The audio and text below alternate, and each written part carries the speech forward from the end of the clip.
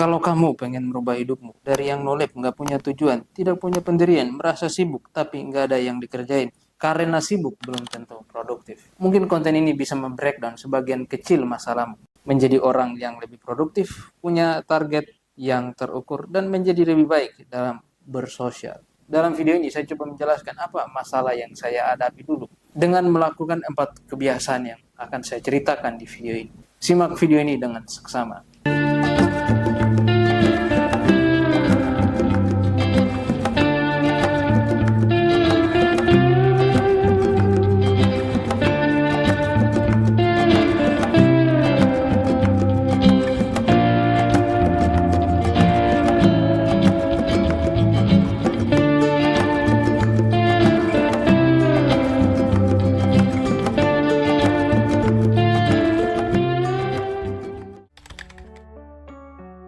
Agustus 2020 adalah bulan dan tahun pertama saya beranjak dari bangku SMA ke pendidikan yang lebih tinggi sebagai mahasiswa baru. Ini ada siapa? Ini Matthew Anse. Dokter. Hi, I'm Matthew. Ini explain about myself.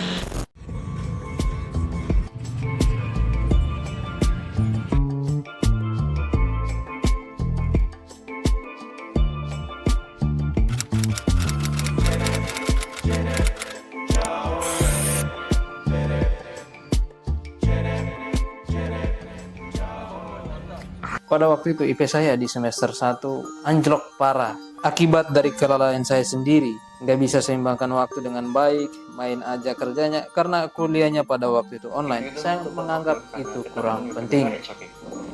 Join Google Meet tapi tidur, kerja kelompok tapi alasan sinyalnya jelek, dan berbagai alasan yang menutupi kemalasan saya sendiri.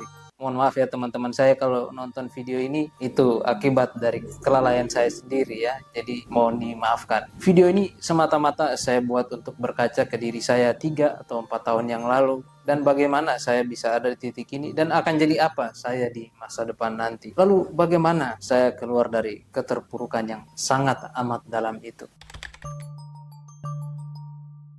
Membiasakan diri membaca. Dengan membaca saya bisa mengerti apa yang terjadi kepada saya dan apa yang terjadi di sekitaran saya dan apa yang sedang saya hadapi. Ini terdengar seperti permainan kata-kata saja, tetapi satu hal yang saya sadari. Contoh kasus, sebelum saya masuk ke kelas untuk belajar, saya membandingkan membaca materi terkait mata kuliah itu dan tidak membaca sama sekali. Perbedaannya sangat terasa. Materinya akan lebih masuk ketika si dosen menjelaskan karena materi yang sudah saya baca terlebih dahulu. Perbedaannya sangat terasa. Kurang lebih kamu nangkaplah bigger picture-nya. Ini berlaku untuk bidang apa saja. Menurut studi dari National Endowment for the Arts, kebiasaan membaca secara reguler berhubungan dengan peningkatan kemampuan berpikir kritis, pemahaman mendalam, dan cakapan sosial. Sementara riset dari kognitif psikologi menunjukkan bahwa membaca sebelum mengikuti pelajaran atau diskusi membuat proses belajar jadi lebih efektif karena otak kita sudah lebih siap menangkap informasi yang akan datang.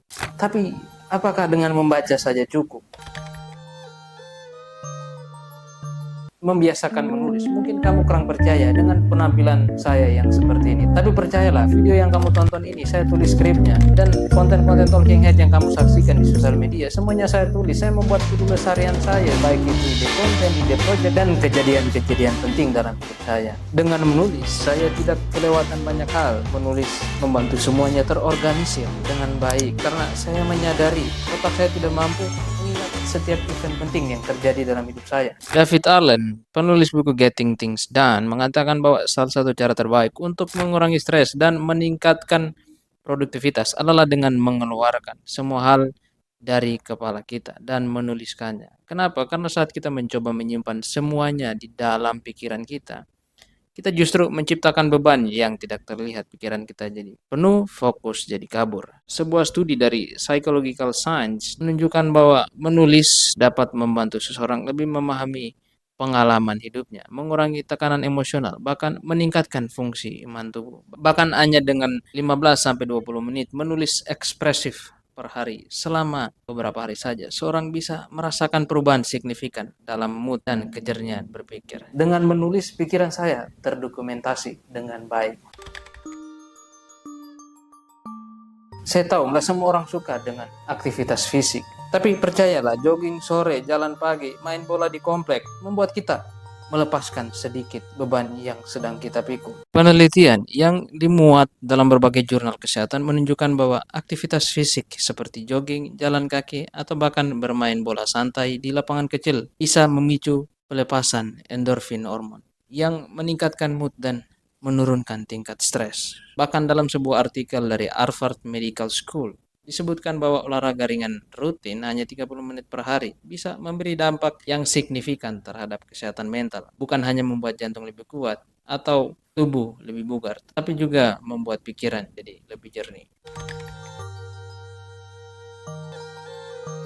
Berkomunitas, ini paling penting menurut saya. Kalau kamu skip beberapa poin di atas, mungkin gak terlalu nampak hasilnya. Tapi kalau kamu kurang bersosialisasi, lebih parah Pak. Kenapa? Saya bilang ini penting. Karena dengan komunitas lah, dengan berorganisasi lah, kamu bisa mengukur seberapa jauh kamu berkembang. Baik secara akal sehat dan juga baik juga secara emosional intelligence. Kamu butuh ruang aktualisasi diri. Self-actualization adalah keinginan seseorang mencapai kebutuhan dengan menggunakan semua kemampuan yang ia miliki. Ini mengartikan bahwa mengaktualisasi diri adalah mencoba menjadi versi terbaik dari diri kamu. Tapi saya kan introvert Bang, gak bisa bersosialisasi. Ya terserah kamu lah, kamu memilih untuk menjadi pecundang atau keluar dan tunjukkan siapa dirimu. Oh come on bro, manusia adalah makhluk sosial, manusia tidak bisa berdiri sendiri, manusia tidak bisa hidup sendiri, manusia membutuhkan manusia lain untuk menyambung dan menghidupi hari-harinya. Ini berlaku untuk berbagai aspek kehidupan yang sedang kamu jalani.